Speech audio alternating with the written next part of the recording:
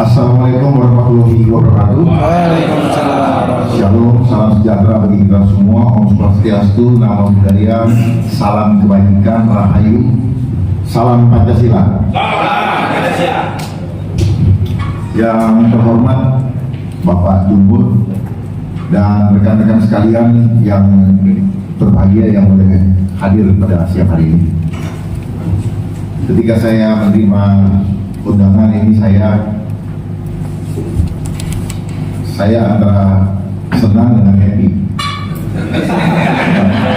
karena bahasan kita siang hari ini itu adalah hal yang sangat concern dan sangat mendasar di dalam kehidupan kita.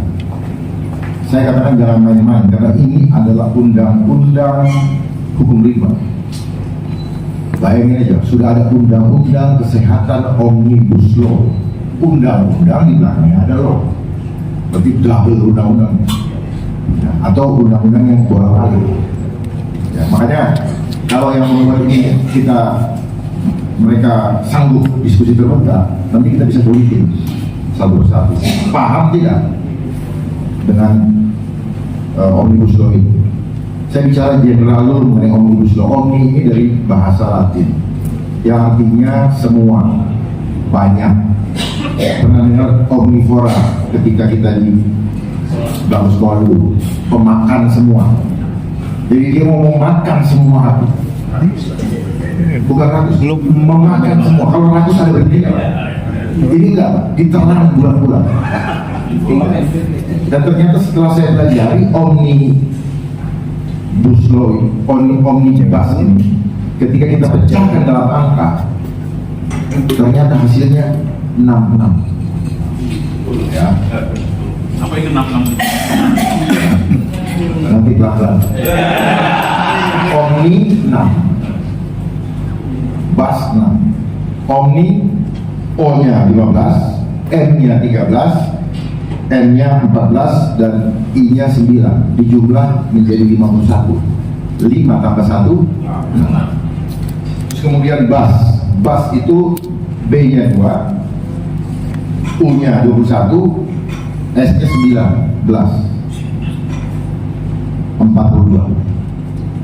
4 tambah 2 nah, seringkali orang mengatakan ini cocokologi. Bukan, itu adalah kemampuan kecerdasan spiritual kita untuk membongkar sandi mereka. Mereka selalu bermain dengan sandi. Bukan kebetulan saya pernah di badan cyber dan sandi negara yang sebenarnya saya tidak dapat apa-apa di sana, karena yang mereka mainkan adalah bagaimana membuat sandi supaya tidak dimengerti ya. Jadi kita yang punya spiritual tinggi, kita bisa memecahkan sandi-sandi mereka. Dulu kita pernah di pramuka, main sandi Morse dan sebagainya. Semua main sandi, main mata juga sandi. Cik, ya. Betul? Ya, betul. Terus kadang-kadang mereka begini, itu juga sandi. Kelompok mana, dia main sandi. Jadi hidup ini sangat penting kita untuk punya hidayah supaya bisa memecahkan sandi-sandi. Lalu kesehatan. Ya. Saya bicara omnibus law secara keseluruhan, ya, sama aja. Ya, keduanya. Tujuannya apa? Semua hak asasi kita habis. Gila. Nah, kesehatan. Kita bicara kesehatan. Saya berpikir sehat ini, saya bicaranya kesehatan, tapi saya suka bilang kesehatan. Setelah saya mulai kata-kata kesehatan, di sini saya melihat, saya mencari siapa yang menciptakan kata sehat. Seolah-olah sehat dengan definisi yang sudah dibentuk. Saya cari-cari nggak ada. Tapi dari saya punya intuisi, sebenarnya ini. Kalau dulu maaf saya bawa dulu di Kristiani, dulu Abraham itu namanya Abram. Sarah itu tanpa H, Sarah. Nah, dia ada tambah huruf He, jadi Abraham. Itu dari bahasa Ibrani, Hebrew, yang artinya hidup. Ya. Di sini saya lihat sehat, dia tambah H, setan, dia tambah H, jadi kesehatan. Mana yang saya dapatkan adalah bahwa Kita yang takut terhadap kesehatan jasmani kita adalah orang-orang yang tidak punya iman kepada Tuhan, sehingga setan yang kuasai. Boleh kita perdebatkan. Sampai sekarang saya cari ini sehat siapa yang menentukan. Kita kan cuma terdoktrin bahwa kalau tubuh bugar itu sehat. Sehat definisinya apa? Tubuh bla bla bla bla bla. Tapi kita sendiri nggak cari man, karena mereka bermain di setiap kalimat. Karena begitu mengucapkan kalimat ini, itu ada power, ada spirit, ada kuasa. Kenapa? Karena kita ucapkan dari mulut kita yang ada nafasnya. Dan nafas bapak-bapak ini adalah apa? Ruhnya Allah. Pahami dulu itu. Kalau nggak paham, makanya kenapa 3 tahun belakangan ini nafas kita disuruh Sekarang pakai masker. Itu cuma konsep saja. Sebenarnya ini adalah lambang apa? Slavery, symbol of slavery, lambang diperbudak. Nggak boleh speak, dan nafas kita menolak, ditutup adalah menolak kuasa Allah yang menghidupkan kita. Kalau orang tidak paham, makanya mereka selalu bangun dengan narasi akademis. Narasi akademis ini hanya pembenaran terhadap sesuatu yang mau disodorkan supaya kita terima dan kita bingung, kita nggak mengerti. Dan mereka selalu menggunakan yang disebut dengan ahli, dan ahli-ahli itu dibayar. Ya, lihat aja dengan ini. Kalau orang berbicara tidak melibatkan Allah, maka lihat rekening. Ya. Bapak boleh cek siapa aja, siapapun di negeri ini. Jadi undang-undang kesehatan Omnibus Law adalah undang-undang hukum rimba yang ingin melakukan total kontrol kepada tubuh manusia. Sehingga mereka kenapa bikin isu kesehatan kemarin, tujuannya adalah bagaimana supaya mereka bisa mengintervensi tubuh yang fitrah dari Allah. Sehingga mereka meramaikan dulu, dia mainkan media, dan media dibayar semua. Omong kosong dia mau apa sosialisasikan, kalau nggak ada hepeng, omong kosong. Kalau mereka bilang nggak ada, omong kosong, berarti lu tipu. Kemudian, nah sosialisasi ini bahasa lainnya adalah propaganda, adalah cara menyanamkan, memanipulasi alam bawah sadar tanpa disadari. Nanti ada A, B, C, D. Nah, yang mereka lakukan kemarin itu adalah pintu masuk menuju apa? Menuju digitalisasi, percepatan digital yang akan sebentar lagi terimplementasi di semua aspek kehidupan. Nah, undang-undang kesehatan ini saya bawa kemana-mana, adalah sasaran antara pelengkap akhir sebelum digitalisasi dimainkan di semua aspek kehidupan. Kenapa mereka sasar tubuh? Karena tubuh kita ingin mereka koneksikan dengan digital. Makanya di sini ada apa? Menggunakan teknologi informasi dan komunikasi. Apa itu handphone? Bahasanya aja kayak begitu, ujung-ujungnya handphone. Makanya handphone sudah di tangan kita semua. Ya. Dan definisi-definisi kesehatan pun di sini mereka mengurusi jiwa manusia. Dulu kemarin di draftnya ada bahasa spiritual. Sekarang mereka hilangkan spiritualnya, hanya bicara jiwa. Jiwa itu menyangkut mental dan spiritual. Jadi dia gabungkan supaya kelihatan. Kenapa mereka gabungkan? Karena mereka sendiri nggak paham spiritual. Mereka bukan orang-orang spiritual. Kalaupun spiritualnya spiritual dajjal. Nah, kenapa kesehatan dia ini? Kesehatan berhubungan dengan tubuh manusia, berhubungan dengan manusia. Nah, manusia itu terdiri dari apa? Roh, jiwa, dan tubuh. Nah, jiwa, roh dia tidak bisa kuasai. Kalau kita punya roh Allah di sini, tetapi jiwa dan tubuh dia bisa kuasai. Kalau rohnya yang menguasai bukan dari roh Allah, rohnya Dajjal, rohnya iblis, maka jiwa kita akan tunduk dan mengikuti. Nah, tubuh kita pergi kemana, kita mengikuti kemana, itu karena jiwa kita sudah kalah, udah tunduk. Makanya kita orang takut. Saya sini kamu, pasti di sini. Kenapa? Dia tunduk. Nah, ini yang mereka tundukkan. Dan undang-undang ini adalah paripurna, selesai semua. Sehingga saya mengatakan bahwa undang-undang ini adalah undang-undang kejahatan kemanusiaan yang mengkudeta kedaulatan Allah di dalam tubuh manusia. Tetapi dia jadi undang-undang. Padahal tujuannya, mens reanya, kalau ada orang hukum di sini, niatnya jahat. Kalau dulu ada pembuktian di pengadilan atau secara hukum, orang mencari apa sih motif daripada perbuatan yang dia lakukan ini. Sekarang tidak usah. Di sini motifnya udah di sini semua. Motifnya kalau dia bahasa bahasa yang kerennya itu modus operandi. Ya, modus opera apa? Sandiwara, skenario. Jadi modus skenario-nya sudah ada di sini. Makanya modus operandi. Jadi tipu-tipunya dari hati manusia muncul dari perbuatan. Nah, tinggal tunggu nih perbuatannya. Dia punya unsur mau modus operandinya, sandiwaranya sudah ada di sini. Memang tidak secara legal dia menyatakan itu. Ya. Dan intinya mereka akan mainkan namanya kejadian luar biasa atau wabah. Ya. Jadi undang-undang ini adalah undang-undang yang sengaja untuk bikin parno. Ya. Pokoknya lu nggak boleh menjadi manusia mandiri yang punya iman kepada Allah, jadi parno. Artinya apa? Undang-undang ini sengaja untuk menggoyangkan orang-orang yang imannya kaleng-kaleng. Siapa di sini yang imannya kaleng-kaleng? Goncang kasih sama ini. Ya, percaya sama saya, pasti goncang.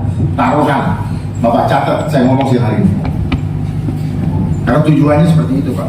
Dia akan batasi lewat nggak boleh dapat pekerjaan, nggak boleh ini, asal apa? Nurut dulu. Ini undang-undang pertarungan akidah, pertarungan iman kita, pilih Allah atau ikut dunia. Udah. Ini titik kulminasi, Pak. Nanti boleh kita ini ya. Ya, kembali lagi tadi ya. Jadi jiwa kita itu milik Tuhan 100%. Tubuh kita ini hanya Tuhan yang punya hubungan private kita dengan Tuhan, tubuh kita. Bukan hubungan hablumi nanas, tetapi ini adalah hubungan hablumi no. Dia pangkas itu. Bayangkan manusia mau mengawasi manusia, sementara dia manusia berdosa juga. Dia mau mengawasi kita, dia paksakan lewat ini. Dia mau jadikan tubuh manusia sebagai apa? Industri. Dulu saja, waktu belum ada undang-undang ini, tubuh manusia itu jadi industri kok. Dan sekarang lebih gila lagi, dari ujung rambut sampai ujung kaki, dari mulai masih di dalam kandungan ibu sampai dengan mati, jadi duit buat mereka. Industri. Nggak bisa kita tolak. Kita nggak punya nilai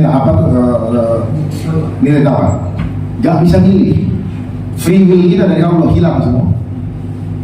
Dulu bilang hak asasi, omong kosong. Sekarang hak asasi hilang, nggak ada yang ramein. Hebat kan? Mereka juga yang mainkan. Karena hak asasi ini adalah jualan konstitusi dari United Nations yang dipromosikan oleh proksinya adalah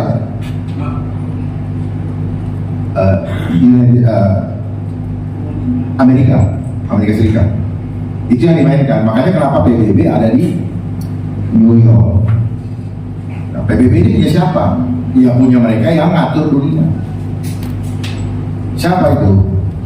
Robert Rothschild, Rockefeller, DuPont, JP Morgan, dan mereka punya perusahaan. Dan jadi dunia ini sekarang diatur oleh satu perusahaan namanya Vanguard. Iya. Vanguard. Dia yang ngatur semuanya. Jadi seluruh dunia ini sedang diindustrialisasi. Apa-apa di industri saya perhatikan dulu alis kita sudah dikasih Tuhan baik-baik, sama manusia mulai digambar-gambar. Jadi duit kan? Ya, bibir bagus-bagus, jadi duit. Dibikin begini, ya serat, alis, bulu mata, rambut, dagu juga dibikin sekarang. Ya, telinga sampai cinta juga industri. Bayangkan rasa perasaan aja jadi industri. Bayangkan. Jadi jangan kaget kalau jabatan jadi industri, keadilan jadi industri, undang-undang juga jadi industri. Makanya waktu itu ada sosialisasi dan harmonisasi tidak akan pernah terjadi. Tujuannya bukan itu. Tujuannya itu bikin orang bentrok mulu. Ya, saya baca ini supaya saya bisa juga lebih tajam ya. Jadi intinya adalah dia mau mengambil alih otoritas Tuhan terhadap tubuh manusia dan tidak bisa kita memilih. Seolah-olah kehidupan kita itu hitungan matematika, dan mereka mau atur kita mulai dari lahir sampai mati, dan apa yang masuk ke dalam mulut kita itu mereka mau atur. Susu untuk bayi juga mereka atur, dan susu itu nanti membuat karakter bayi apa? Bukan jadi kayak manusia fitrah. Reproduksi juga. Makanya dulu ada namanya BKKBN kan, itu tujuannya untuk ini, tapi gagal. Karena orang nggak suka pakai kondom, ya, dia bilang nggak nyaman lah dan sebagainya. Itu belum berhasil terus. Makanya perhatikan Pak, selama ini ada banyak bermunculan lembaga non struktural yang ada huruf B-nya. Perhatikan, badan bla bla bla bla. Terus ada huruf K-nya, komisi. Itu semua agenda mereka. Ada yang di luar pemerintahan, ada yang di dalam pemerintahan. Yang di dalam pemerintahan seperti Menpan RB. Itu ngatur semua bagaimana kinerja berdasarkan apa? Kuantitatif. Bahkan struktur-struktur mulai dipangkas, tidak ada lagi eselon 4, tidak ada eselon 3. Orang mulai pangkat hitungannya apa? Banyak-banyakin seminar supaya bisa dapat angka yang pangkat. Ya, semua mereka itu. Dan mereka menilai semua bagaimana kinerja pegawai negeri untuk dihitung kinerjanya dan nanti dapat dibayar dia punya komisi oleh Kementerian Keuangan. Seperti itu mekanismenya. Terus ada lagi yang namanya Kominfo juga agenda mereka. Untuk apa? Untuk menguasai konten di seluruh media sosial, seluruh isi gadget ini. Ya mereka ini. Jadi kalau tidak benar mereka bilang hoax. Menurut definisinya mereka sendiri. Kenapa? Mereka menciptakan kebenaran tunggal. Semua hanya boleh yang kata itu. Makanya ada seorang menteri yang sekarang sedang bermasalah dengan BTS. Saya pernah dengar videonya mengatakan bahwa kalau bla bla bla sudah bilang hoax, ya hoax. Jadi pokoknya dalam pakai apa? Nah, sama juga dengan ini. Jadi ini isinya muluk-muluk, tapi dalamnya jahat sekali. Jahat sekali. Terus kemudian intinya apa? Mereka akan menciptakan KLB jadi luar biasa. Hati-hati nih dengan sekarang adanya apa namanya katanya polusi. Ya. Padahal harus diselesaikan polusinya. Bagaimana selesaikan polusinya? Lihat aja setiap hari itu ada banyak pesawat terbang ngelemparin kimia-kimia beracun. Sentral. Gitu, oh banyak yang tahu. Itu udah semakin lama merusak ozon. Lihat aja, udah nggak pernah lagi kita lihat biru lagi. Tapi tidak di semua tempat di Indonesia ini. Dia nyari tempat-tempat yang apa? Banyak penduduknya. Coba, banyak penduduknya kenapa? Ya karena sasaran itu. Karena orang kota ini adalah orang-orang yang lemot, ya, nggak mau meninggalkan comfort zone-nya, maunya di situ terus. Padahal kota ini nanti akan jadi penjara digital. Nah ini nanti akan menjadi penjara digital bagi kita semua. Karena mereka ingin menghubungkan tubuh kita dengan teknologi. Terhubung. Bagaimana caranya? Nanti ingat, akan terjadi pemasangan chip. Jadi kita kayak binatang, kayak anjing sekarang udah pakai chip. Dan itu bisa dikontrol. Makanya chip itu singkatan daripada Cellular Hybrid Internet Protocol. Cellular Hybrid Internet Protocol. Jadi sel yang dibuat menjadi reseptor untuk menerima gelombang. Dan nanti siap-siap nih 5G. Itu yang akan membuat kemanapun Bapak pergi akan terdeteksi. Dan itu akan terhubung juga dengan rekening, dengan kartu penduduk, KTP digital. Uang kita yang digital money itu akan terhubung. Jadi nanti kita pribadi per pribadi ini akan dinilai dengan istilah mereka social credit. Jadi tergantung berapa jumlah rekening kita. Segitulah jumlah kita. Begitu saya melakukan kekeliruan, langsung dipotong oleh mereka. Potongnya berapa? Nggak ada negosiasi, suka-suka mereka. Jadi hati-hati dengan uang ini bang. Dalam waktu singkat dia akan konversi jadi angka aja. Ada nggak uangnya? Nggak ada. Belilah emas selama masih bisa. Karena waktu yang akan datang ini yang punya aset kita nggak bisa makan. Persiapkan diri untuk punya persediaan bahan makanan untuk hidup kita.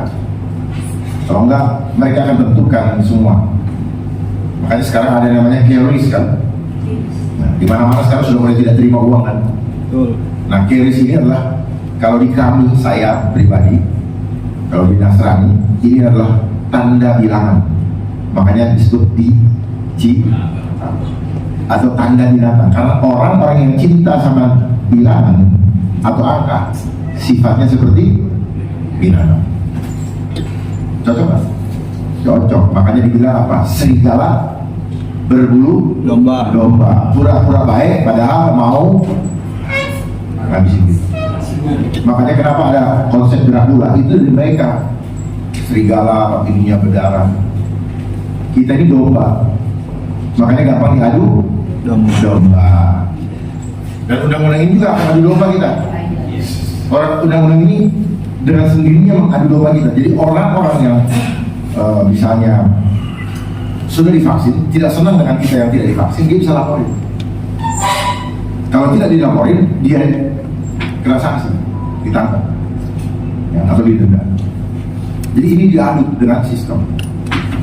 Jadi ini adalah undang-undang kesehatan yang dilegitimasi lewat konstitusi. Seolah-olah sudah dibahas di legislatif melalui proses legislasi. Padahal isinya bukanlah membawa kita kembali untuk fitrah kepada Allah, tapi justru menjauhkan kita dari fitrah kita. Karena ini adalah undang-undang no left behind. Dajjal, iblis tidak ingin kita tertinggal, ada yang tersisa. Intinya sih, seperti Allah tidak mau ada satupun yang tersisa.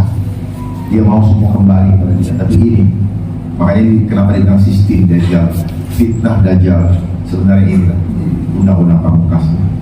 Kalau soal tenaga kerja, itu pun sama. Ya, kenapa undang tenaga kerja juga dimainkan? Dia kunci dulu, baru ini terakhir.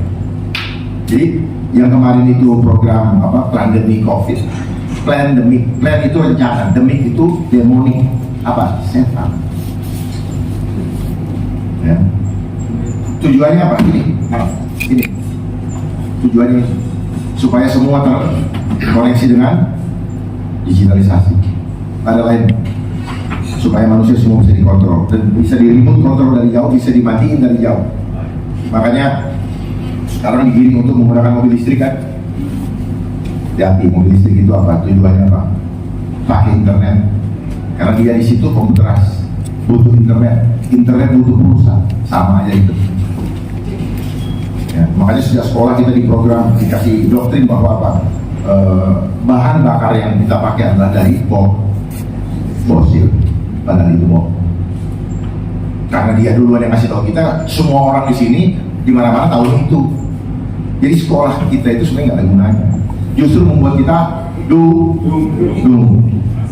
Tapi kita nggak merasa dungu. Dia yang mendunguin kita, yang bikin ilmu itu mendungu-dungukan kita. Kita nggak paham. Setelah saya cari maknanya logio pantes. Logi ini artinya dungu sama lembab. Tapi kita karena dikasih ijazah, dikasih gelar, kita merasa hebat, ngerasa doang. Kita makan tuh rasa-rasa itu. Makanya kan banyak orang naik mobil Mercy, cari uang sebanyak-banyak kan. Untuk apa? Dia ngejar rasa. Karena tidak ada orang yang melihat dia. Oh, dia pakai itu apa? Dia mulai menghayal. Ada yang lihat gue nih, orang kaya, gagah kan? Enggak, dia cuma nggak rasa orangnya kan. Kadang-kadang nggak lihat, nggak peduli. Ya. Terus pakai tas mahal-mahal, jantangan mahal-mahal, cuman beli rasa, tapi mahal harganya dihabisin. Terus bikin susah bapak-bapak. Dan apa yang terjadi yang bapak-bapak rasakan saat ini adalah keadaan yang dikondisikan oleh suatu protokol. Karena ada 24 protokol yang mereka sudah siapkan dari jauh-jauh hari. Nanti bisa ditanya, ya, protokolnya apa? Protokol Zion. Ada 24 protokol yang semuanya diimplementasikan dalam sistem ketatanegaraan. Nah, kembali lagi, jadi kalau kemarin mereka sudah kuasai geografi, sekarang mereka ingin kuasai demografi. Geografi dan kekayaan alam sudah dan sedang mereka kuasai. Makanya saya pernah sampaikan dalam pembicaraan saya di beberapa forum yang lalu, cara mereka menguasai suatu negara dengan memainkan namanya Astagatra. Ada yang tahu Astagatra? Astagatra itu Trigatra ditambah Pancagatra. Yang mereka ingin kuasai Trigatra. Trigatra ini apa? Geografi, demografi. Geografi itu wilayah Indonesia. Demografi itu penduduk, bukan saja tubuhnya tapi nanti jiwanya juga. Yang ketiga kekayaan alam. Nah, geografi otomatis dia kuasai kekayaan alam. Nah, tinggal demografi. Inilah tuntas demografi dia kuasai. Makanya KTP kenapa pakai ada agama kan? Ya, sehingga dia membangun konflik antara mayoritas dan minoritas. Ini sistem permainan sistem. Agama mau ditulis. Negara tidak boleh terlibat dengan urusan akidah. Betul. Ya. Inilah sistem yang dibangun, yang di-endorse dari luar, sehingga apa? Terjadilah adu domba. Makanya saya bilang, bagaimana mereka menguasai Trigatra ini? Dengan memainkan Ipolek Sosbutaka. Nah, itu Pancagatra, Pak. Dia mainkan ideologi, dia ribut-ributin seperti yang sekarang dan sebagainya. Karena apa? Kalau tidak sama merek agamanya, lu bukan temen gue. Jadi dia bermain dengan rasa. Makanya sejak kita di sekolah, kita didoktrin untuk selalu merasa takut. Sampai sekarang akhirnya jadi pada takut kan. Itu hebat kan. Mereka doktrin kita dari sejak sekolah. Padahal sejak di sekolah, sekolahnya kita sistem edukasi itu ada, bukan untuk membuat kita takut pada Tuhan, makin kita kenal Allah. Karena tujuan daripada sekolah ini adalah apa? Konsep menjadikan rakyat itu worker. Worker itu apa? Pekerja. Pekerja itu apa? Buruh. Buruh itu apa? Budak. Tetapi kalian mau jadi budak, kalian harus melewati proses doktrinasi. Hasilnya, saya kasih kamu ijazah sebagai persyaratan kamu untuk menjadi budak. Itu. Dengan ijazah bapak bawa kemana-mana, tolong terima saya dong. Artinya apa? Kita disuruh masuk sekolah untuk menerima ijazah atau sertifikat atau sertifikasi sebagai tanda mau melepaskan kuasa terhadap kehidupan kita kepada yang gaji. Itu konsepnya, Pak. Sementara Tuhan memberikan kepada kita kekuasaan untuk apa? Memelihara, mengelola alam ini. Tapi kita tidak punya kemampuan. Karena apa? Sudah dikuasai oleh mereka. Lewat apa? Lewat sistem. Termasuk tuh ada notaris lah, tanah di kapling lah, tarikan ke sana. Kalau ada orang masuk kita marah. Ya. Jadi kelakuan jahat di dalam kehidupan kita pun sama sebenarnya diciptakan oleh mereka.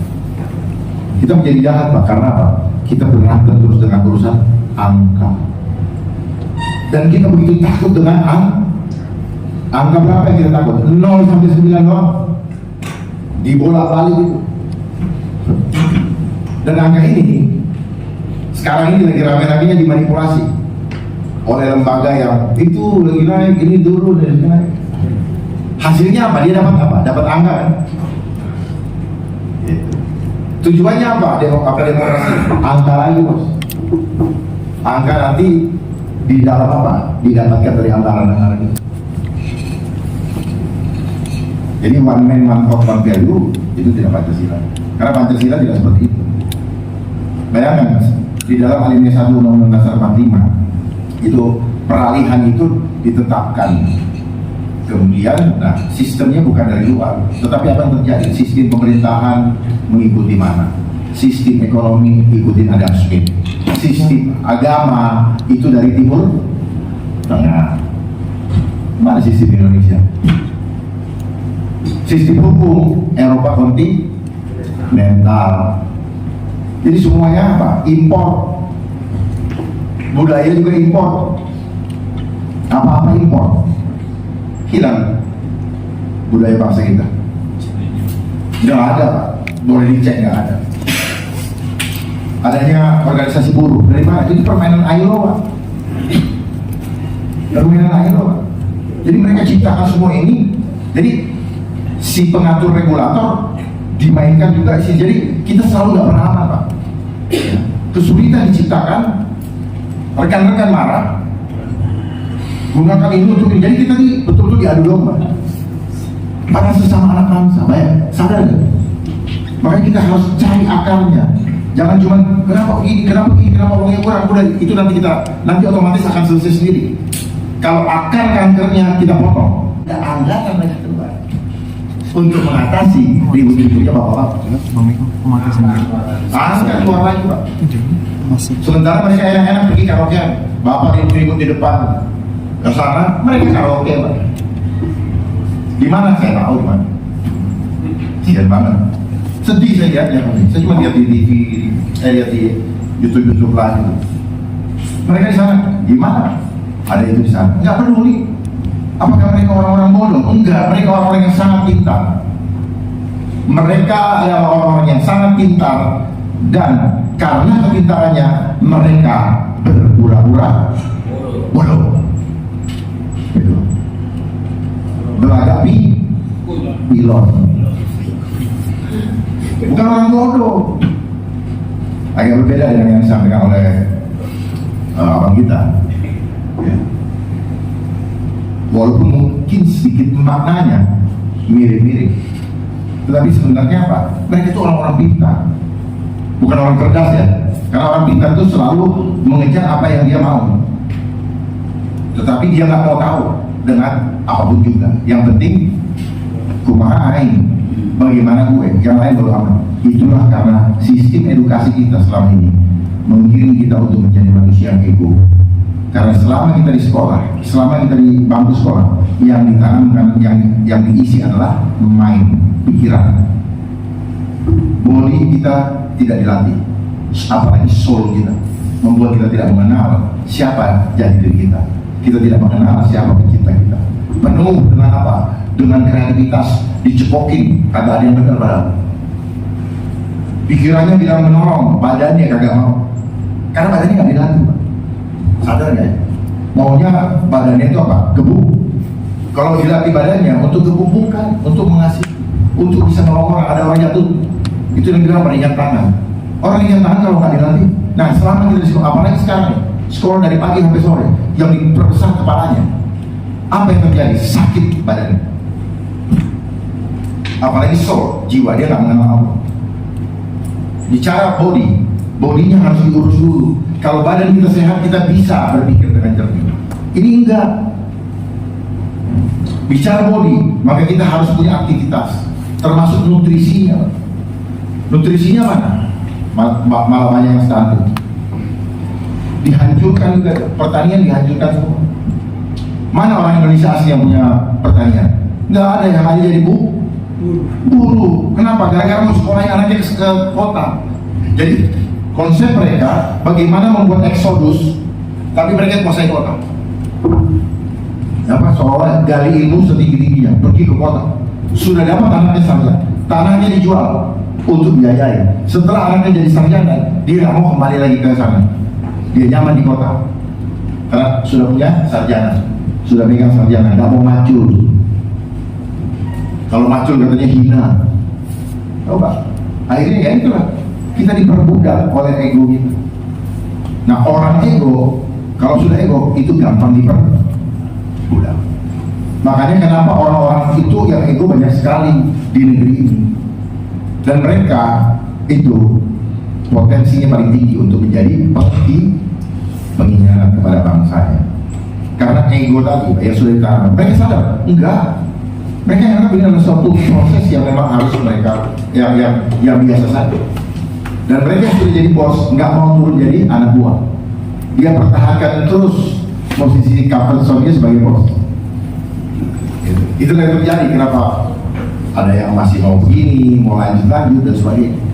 Karena enak sekali rasanya itu, uang itu manis. Walaupun nanti hasilnya akan mubtadir. Nah, sebelum adanya undang-undang ini, kita pun selamanya ini sudah dihancurkan. Kita punya body intelligence. Tubuh kita adalah pilihan kita, tetapi dengan program muluk-muluknya, mereka sudah membuat konsep anak-anak bayi perlu imunisasi. Pada saat itu dia sudah merusak sel. Tujuannya apa? Berikan masalah, ciptakan reaksi, lalu berikan solusi. Jadi tubuh manusia dijadikan ATM selama hidup, baik medis maupun gigi. Makanya kenapa banyak yang sudah bolong, karena dikasih busa, baking soda sama fluoride. Tapi karena kita masa modern, pakai itu behel, pakai itu gigi palsu, termasuk saya. Iya, mau obat itu mahalnya tahu 50 juta, aduh, mau diimplan gimana? Duit dari mana tuh? Akhirnya kita kejar uang sebagai rasa aman kita. Makanya bahasa Inggrisnya mereka bilang saving. Bukan Tuhan yang mengamankan kita, tapi uang. Nah, tubuh kita ini punya kecerdasan. Jadi sebenarnya tubuh kita ini tahu apa yang boleh, apa yang tidak. Tetapi dengan undang-undang yang terakhir ini selesai, kita tidak punya lagi hak untuk menentukan tubuh kita mau bagaimana atau bagaimana. Bahkan di undang-undang ini juga ada namanya terapi atau metode paliatif. Metode paliatif itu seperti ini. Orang yang sudah tidak bisa disembuhkan secara medis, dia harus dipastikan kualitas hidupnya nyaman menghadapi kematian. Apa itu artinya? Kemungkinan dia disuntik bego dan akhirnya suntik metal. Jadi di sini banyak istilah-istilah yang bukan bahasa Indonesia. Sengaja apa mereka nggak bisa terjemahkan? Kayaknya sih nggak bisa terjemahkan karena terjemahkan agak panjang. Terus tadi apa? Apa namanya? Itu lagi. Kalibrator in vitro. Kalibrator in vitro ini ya tadi menempatkan software di tubuh manusia. Yaitu tadi software chip ya. Jadi banyak sekali ini adalah yang sebenarnya ini niatnya jahat tapi dia masukkan di dalam undang-undang. Nanti apalagi kalau dikaitkan dengan program Sustainable Development Goals, ada 17 program berkelanjutan. Contohnya misalnya ini, mengentaskan kemiskinan rakyat. Tujuannya apa? Sebaliknya, semakin memiskinkan rakyat, supaya rakyat betul-betul nyembah, minta makan kepada si pengatur sistem. Ini Coba lihat semua program-program itu. Dan di sini saya ada bawa. Kenapa saya banyak tahu juga? Saya punya agenda mereka, punya roadmap mereka. Ini ada semua di sini. Ini mulai dari COVID, 5G. COVID ini bukan penyakit. Mereka bilang penyakit, mereka paksakan. COVID ini singkatan sertifikat, C-nya, O-nya off, V-nya vaksin, I-nya identification, D-nya digital, 19-nya, satunya A, 9-nya I, artificial intelligence. Jadi orang dipaksa untuk menerima vaksin dan menerima sertifikat sebagai identitas digital. 19-nya apa? Artificial intelligence. Jadi kita di tracking kemanapun kita pergi, itu tujuannya. Makanya lihat ya, begitu itu 5 bulan, 3 bulan kemudian ada Zoom meeting, ada WFH. Saya nggak tahu WFH dari home atau hotel. Kebanyakan dari hotel. Setelah itu di hotel terjadi maksiat. Bodoh amat mereka. Jadi kehidupan ini semakin digiring kita kepada amoral. Lalu bicara agama. Bapak Ibu perhatikan, mana beliau-beliau ya yang bicara mengenai Tuhan? Hampir tidak ada. Kalaupun ada, hanya retorika, tidak sungguh-sungguh. Karena mereka tidak takut sama Tuhan. Kalau dia takut sama Tuhan, dia sayang sama kita. Jadi Bapak Ibu nggak usah takut kepada mereka-mereka yang berdosa. Saya nyatakan, saya tidak takut dengan mereka, perintah mereka yang berdosa. Saya hanya takut kepada Tuhan yang menghapus dosa saya. Nanti bisa dilihat kalau mau, silakan diambil di foto atau saya bagikan. Karena ini penting. Ini semua ada di sini rencananya. Jadi apapun omnibus law, cipta kerja, kenapa terjadi di masa COVID? Ya memang untuk itu, supaya semua terhubung. Dan nanti ketika kan sebelum itu kan ada program apa? Revolusi Industri 4.0. Tujuannya apa? Nah, 5 itu 4 sama 5 beda-beda tipis. Tujuannya cuma satu, kurangin lapangan pekerjaan, gantikan dengan teknologi. Selesai. Jadi ujung-ujungnya, tadi mereka menjual konsep apa? Efektif efisien. Itulah dari dulu dia. Efektif efisien akan berhubungan dengan apa? Data empirik, dengan angka. Ya. Buat dia enak. Kita bangun sistem, udah itu kita dipecat. Apa di PHK. Bapak lihat aja omongan saya. Itu akan terjadi nanti. Akan terjadi. Ya. Tidak akan kekal. Karena memang menjadi tidak kekal. Jadi yang lebih penting lagi adalah bagaimana bapak-bapak memahami kehidupan ke depan. Ya, kita ini hanyalah sasaran antara mereka. Tapi tujuannya adalah bagaimana menguasai iman kita. Makanya kenapa dia membangun isu kesehatan. Undang-undang waktu itu isu kesehatan kan, sekarang jadi undang-undang. Kenapa dia buat isu kesehatan? Karena dia butuh intervensi tubuh kita. Apa yang dia mau intervensi? DNA Allah yang ada di tubuh kita. Ada di mana DNA? Ada di darah. Makanya sekarang banyak yang bertumbangan darahnya kental karena DNA-nya rusak. Karena DNA dari Allah yang disingkat dengan deoksiribonukleik asid. Deo itu apa Tuhan? Oksi itu nafas. Maka tadi saya bilang hati-hati dengan nafas. Ketika darah kita lancar, nafas kita lancar, betul? Makanya terjadi banyak sekarang sudden death, serangan jantung. Itu akibat miokarditis. Miokarditis itu apa? Miokarditis itu apa? Pembengkakan pembuluh darah di jantung. Akibat apa? Akibat pengentalan darah. Kental. Makin hari, makin lama, makin kental, dan nanti akan jadi seperti jelly atau agar-agar. Selesai. Begitu selesai, dikenal enak ya. nanti mereka akan bicara apa?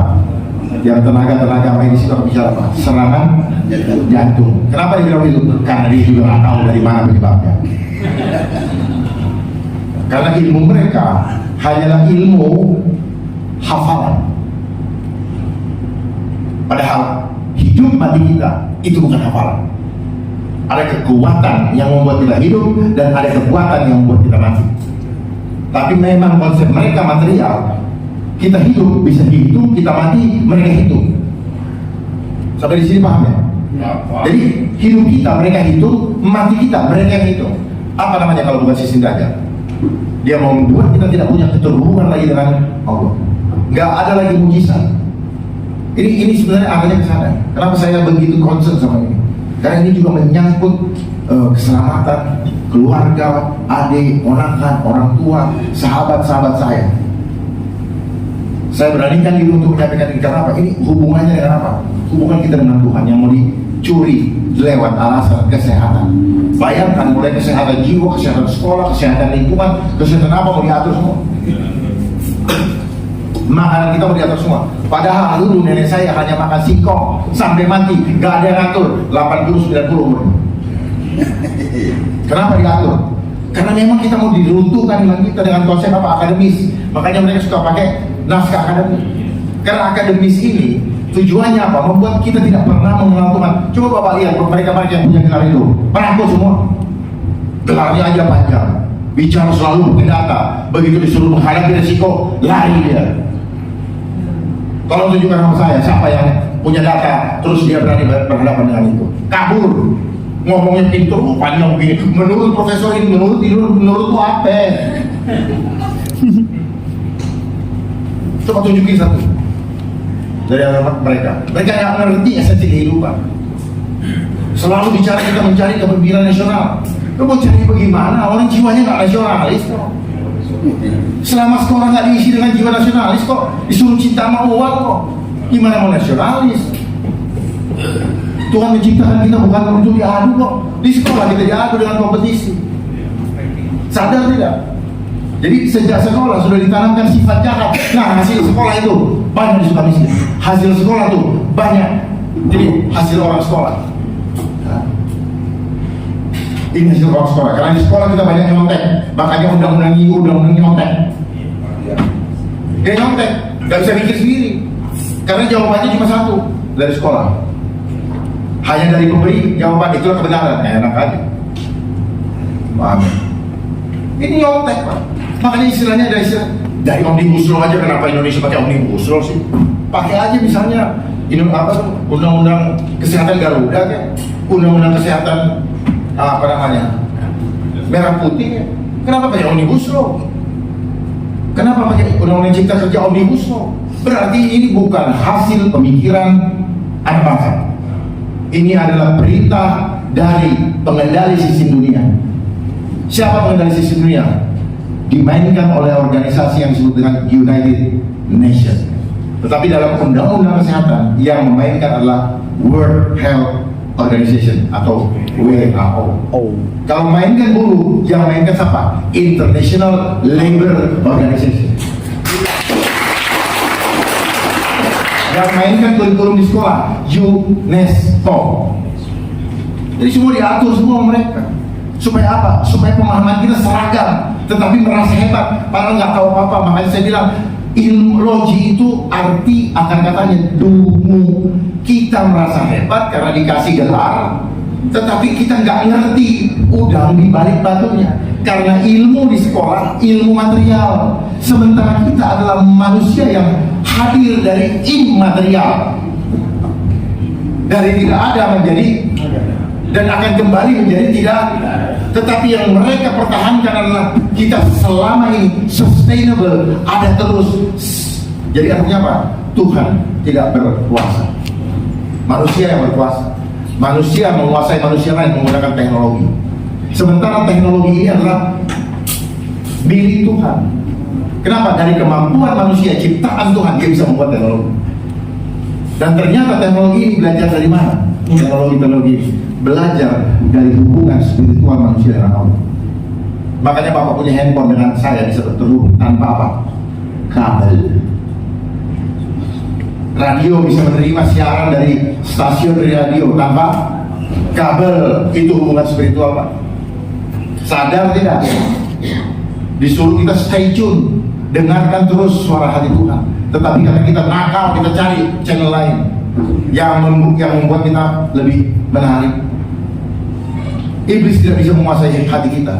Tapi kita yang tolol, kita yang tidak paham, kita yang rakus, menyerahkan hati kita untuk dikuasai iblis. Dia hanya menggoda kita kok. Dia hanya menggoda kita, nakut-nakutin. Lewat apa? Lewat semua gambar-gambar, lewat narasi-narasi, lewat apapun juga yang disampaikan, baik oleh orang yang dikatakan ahli, baik mereka yang punya kedudukan, maupun lewat media.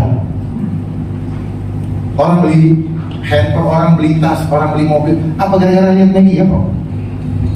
Itu diganggu terus. Manusia hanya bermain dengan apa? Pikiran, dengan perasaan. Jadi kehidupan kita itu dikuasai oleh imajinasi. Nah, itu aja Pak Uji. Orang takut gara-gara apa? Imajinasi. Orang beriman dengan imajinasi. Ada lain. Nah, permainan imajinasi ini mereka nggak ajarin di ilmu material, ilmu sekolah nggak diajarin. Gitu. Makanya kenapa kita sangat sedikit orang-orang yang sungguh-sungguh punya spiritualitas kepada Tuhan. Karena tidak diajarin bagaimana caranya beriman. Cuman omongin beriman, tapi kagak ngerti caranya beriman.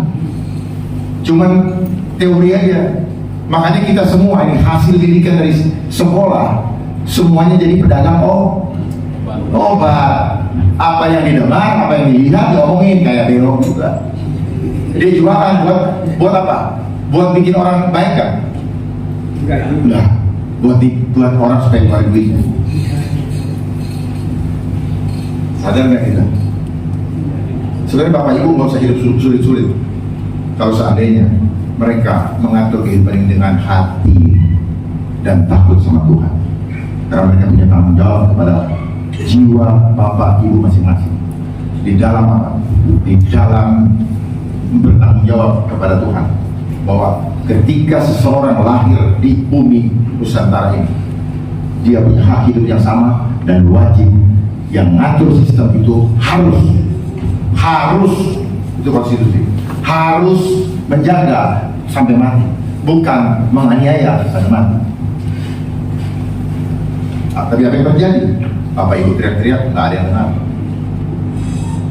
Makanya kadang-kadang saya sedih juga lihat orang banyak mendukung ini, mendukung itu, akhirnya antara pendukung dengan pendukung ribut. Begitu yang itu jadi, nggak tahu, nggak diurusin. Yang dukung-dukung juga. Akhirnya yang dukung-dukung kalau sudah nggak dapat apa-apa, balelo. Ya, mulai ceritain kayak suami istri pacaran, begitu mau cerai, saling bongkar. Itu saya perhatikan dari tahun ke tahun. Ternyata semuanya urusannya apa? Ada udang di balik batu. Tidak ada ketulusan. Kenapa? Karena selama kita sekolah tidak pernah diajar untuk tulus. Kita tidak pernah diajar untuk jujur. Itu hebat. Yang disuruh jujur kita, yang nyuruh jujur nggak boleh jujur. Dan memang sistem ini tidak suka dengan kebenaran. Kenapa? Karena sistemnya bukan sistem kebenaran, sistem Dajjal. Al-Masih Ad-Dajjal. Jadi artificial intelligence adalah Al-Masih Ad-Dajjal intelligence. Nah, nanti kita makanya kok cerdas banget, karena ini intelijennya Dajjal. Makanya orang-orang yang sekolah itu dia hanya jago di intelektual. Begitu konsepnya intelijen main, intel buyar. Karena seluruh dunia ini dimainkan dengan konsep intelijen, baik dengan psikologi intelijen, bisnis intelijen, religion intelijen dan semuanya. Bahkan setelah saya pelajari lebih dalam lagi, missionary yang datang ternyata apa? Agent Intel. Bengong kali. Ternyata agent Intel yang ingin masuk dengan cara itu. Ada yang masuk dengan macam-macam. Ada yang masuk dengan berpura-pura jadi tabib, ada yang ini, ada yang itu. Itulah konsep intelijen. Makanya Bapak lihat kenapa di seluruh dunia selalu ada intelijen. Karena mereka terhubung. Jadi kembali lagi tadi Astagatra. kita sendiri yang bongkar rahasia apa yang ada di dalam bumi Indonesia. Bagaimana kelemahan bangsa ini lewat Astagatra tadi, 3 gatra, dan Indonesia punya batu bara, Indonesia punya emas, Indonesia punya nikel, sekian kita sendiri yang bocorin, sehingga luar tahu dari konsep intelijen dari Astagatra. Cuma gitu doang. Tapi konsepnya Astagatra adalah untuk ketahanan nasional, ketahanan nasional yang ada. Itu konsep. Jadi konsep selalu bertolak belakang dengan implementasinya. Apakah itu terjadi tanpa direncanakan? Enggak, itu memang demikian. Itu yang saya mau sampaikan. Saya buka ruang pertanyaan manakala ada yang mau ditanyakan. Di undang-undang ini sanksi ada semua di atas pasal 400. Ya, Pak. Setiap orang yang menghalang-halangi, kalau misalnya ada KLB, ada wabah, tidak mau mengikuti, nanti ada pidana, termasuk denda banyak 500 juta. Saya nggak punya duit. Sudah nggak punya duit, artinya apa? Kalau nggak bisa bayar, kurungan badan. Dan nanti Bapak perhatikan ini, akan ada namanya camp konsentrasi. Orang-orang yang demikian sekarang nggak akan kelihatan dulu, akan dimasukkan ke sana. Ya, ini analisa, dimasukkan ke sana dan kita nggak pernah tahu kapan kita kembali, dan keluarga tidak pernah tahu apa yang terjadi. Makanya sejak masa pandemi kemarin, mereka senang sekali dengan bahasa ISO. Apa maknanya? Supaya keluarga tidak tahu apa yang terjadi di dalam. Kenapa diambil handphonenya? Dan pasti mereka diambil handphonenya. Betul? Tujuannya apa? Supaya tidak bisa divideoin apa yang terjadi di ruang isolasi. Makanya kenapa banyak yang mentong di rumah sakit. Kebuka kan? Terus karena mereka punya protokol di ruang itu yang mungkin yang melaksanakan sendiri tidak paham. Identitas kita lewat apa? Digital. Nah, ini ketika digitalisasi mulai, maka kita masuk ke dalam one world government. Pemerintahan satu seluruh dunia. Kita akan masuk dengan one world currency, uang digital yang diatur seluruh dunia. Yang ketiga, kita akan masuk ke dalam era one world religion. Tidak ada lagi agama-agamaan. Hebat gak mereka? Jadi mereka yang memainkan sistem diri, mereka juga yang membentuk agama-agama itu. Itu kita ikut berdasarkan agama import. Makanya ketuhanan yang Maha Esa itu jelas sekali, itu adalah hadiah dari Allah bagi kita. Pancasila. Jalankan satu persatu, jangan loncat dari 1 langsung 5, nggak bisa. Karena Pancasila, ketuhanan yang Maha Esa adalah pertama. Itu nilainya ikhlas menerima. Ya. Innalillahi, ikhlas menerima. Terus masuk ke sila kedua. Kalau kita sudah ikhlas menerima, kita mau terima Bapak mukanya hitam, putih, hidung mancung, rambut keriting, botak, sekarang kita terima, ikhlas. Kita terima ada gunung dan sebagainya. Kedua, keadilan sosial, kemanusiaan yang adil dan beradab.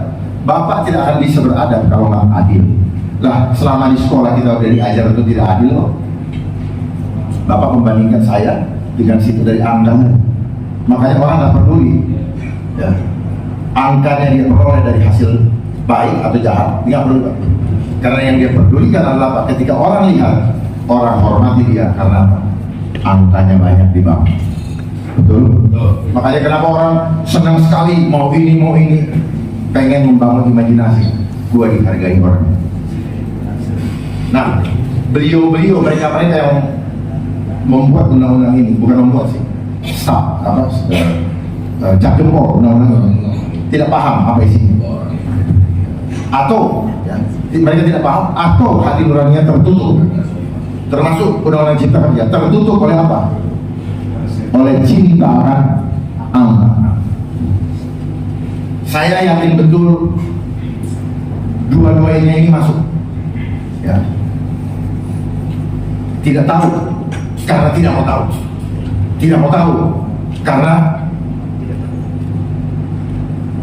mendapat sesuatu yang akhirnya terserah, yang penting gue, keluarga gue, kelompok saya, yang lain bodoh. Jadi kita bikin seragam supaya kita jadi domba itu perampok. Makanya kenapa terbukti di zaman 3 belakangan tahun ini orang tidak berani menjadi orang berbeda. Karena kalau dibilang berbeda, orang yang berbeda dari pemikiran orang dibilang orang gila.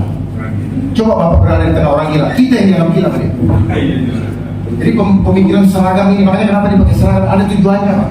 Dia menanamkan ke dalam alam bawah sadar kita bahwa ketika kita tidak berbeda seragam, maka kita bukan teman. Cuma itu aja Pak. Sehingga orang begitu takut terkunci dengan pemahaman tadi. Orang kayak saya udah dibilang orang gila, saya nggak peduli. Lu yang gila apa gue? Kita lihat nanti akhirnya. Waktu akan menjawab. Waktu akan menjawab. Siapapun diskusi untuk perbaikan bangsa, saya siap.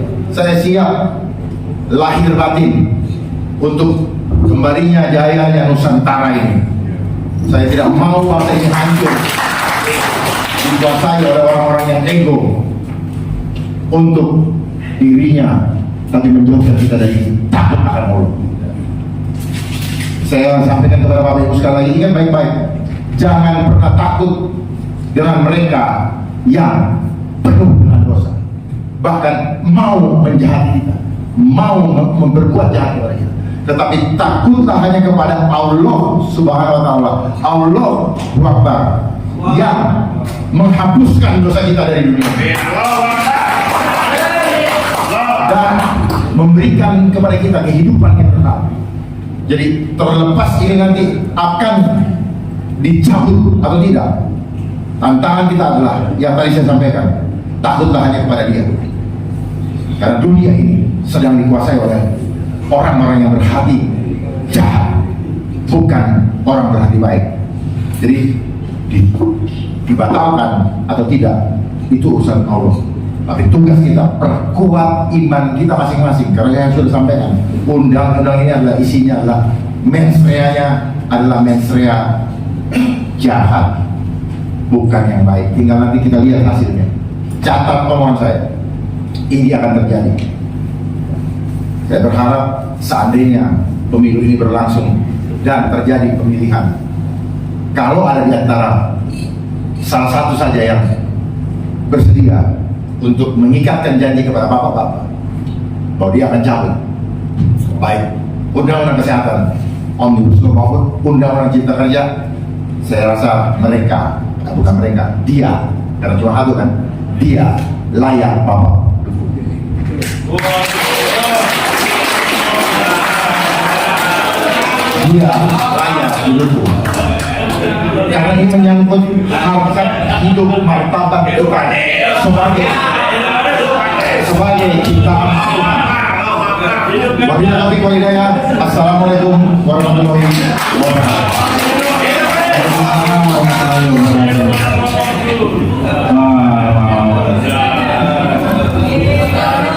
Sampai serius ya. Oke kawan-kawan, pas ya, jadi waktunya pas, jadi sekarang masih ada waktu untuk kita bisa setengah jam. Kalau ada kawan-kawan mau bertanya ataupun mau perdalam, saya buka, silakan. Satu ada Bu Narti, siapa lagi? Bung, ini, terus satu lagi. Ya, Pak Baso. Silakan Bu Narti dulu. Terus nanti kita tolong.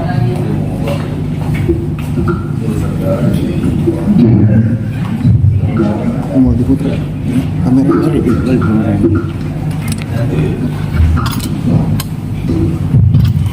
Terima kasih kepada Bapak Jenderal yang tadi saya mendengarkan, walaupun sambil ngantuk-ngantuk sawi sayup karena habis makan, biasanya kami ngantuk dan Panggil saya aja nama Bu.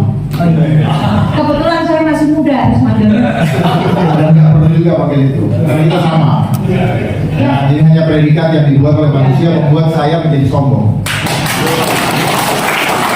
Dan hal-hal sombong itu, kalau kita sama di mata Allah, itulah Pancasila. Oke, terima kasih. Mudah-mudahan apa yang tadi disampaikan itu menjadi kenyataan bagi kita semua. Saya bangga bahwa ada seorang polisi yang masih aktif hari ini. Kebetulan saya polisi. Karena saya selalu mengatakan saya kecewa. Kenapa? Saya memisahkan dua fungsi ABRI menjadi TNI Polri, tapi hari ini bagi seorang perempuan putri ini, saya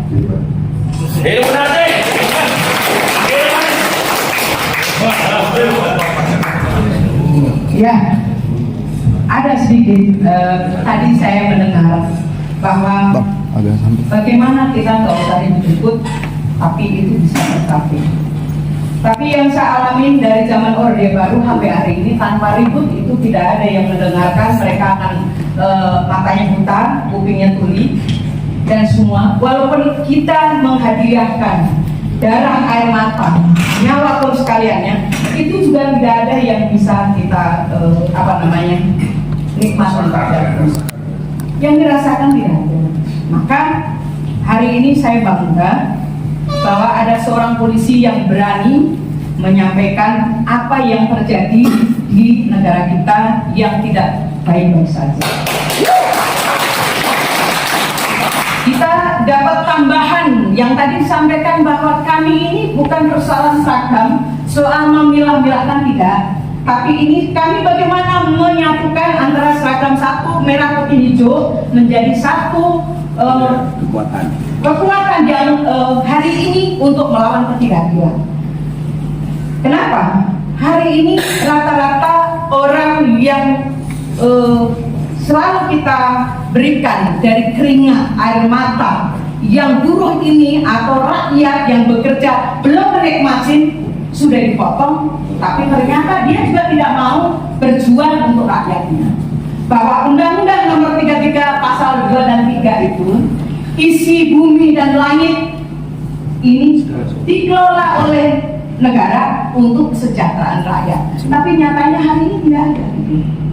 Apa yang harus kita lakukan? Kita bersama. Persoalan hari ini polisi ada satu yang ikut. Mungkin di luar sana mereka tidak berani mengatakan bahwa saya juga sama. Seringkali ya kami ini mendapat ketidakadilan. Makanya tadi kenapa saya membawa tas, saya diusir lagi gitu. Setiap saat saya selalu diusir kan. Di dalam masjid tadi saya diusir. Bagaimana hari ini kalau rakyat tidak bersatu pada persoalan hari ini, kita nggak perlu ribut-ribut. Kalau ribut pasti ada nilai angka. Biarkan saja kalau itu nilai angka. Tapi kalau angka itu keluar demi kesejahteraan rakyat, bagi saya darah, air mata, nyawa, saya sudah siapkan. Inilah kondisi yang terjadi hari ini. Kenapa hari ini kami ini duduk di sini? Kami akan mempersiapkan perjuangan ke depan.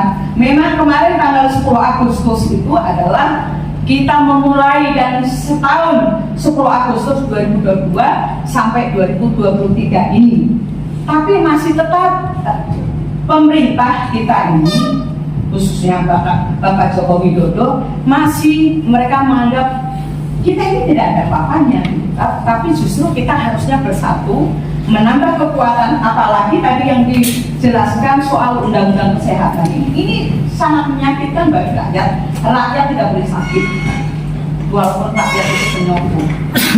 Inilah yang membuat saya bangga, menambah semangat ke depan. Kita harus berjuang bersama-sama, mau pribadi maupun organisasi, kita ditambah kekuatan dari semua pihak.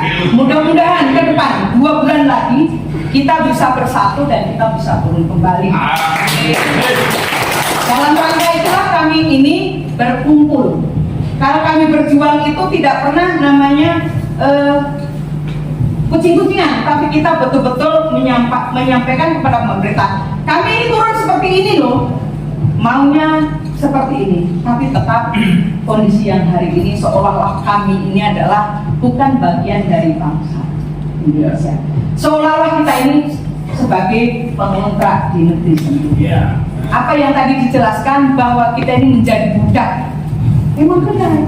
Kalau orang bilang buruk, itu orang nggak mau. Bukan karyawan, pekerja, buruh ini adalah bagian dari budak. Maka bangsa Indonesia itu hanya sekedar sebuah nama aja mereka ikut. Tapi bagaimana persoalan kesejahteraan bangsa ini tidak ada diikutkan. Inilah yang hari ini soal undang-undang ini yang tadi diceritakan juga tentang TKI. TKI kita ini hanya dipisah gitu.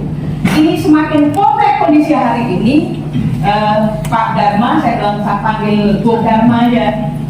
Bung Dharma, bagaimana untuk merangkai sebuah perjuangan ke depan ini mau seperti apa? Apakah kita diam-diam? Apa kita sebuah gerakan? Apakah gerakan itu bagian dari menakutkan bangsa ini? Tapi dari zaman Soekarno gerakan pasti ada. Tanpa ada gerakan kita tidak akan terjadi apa.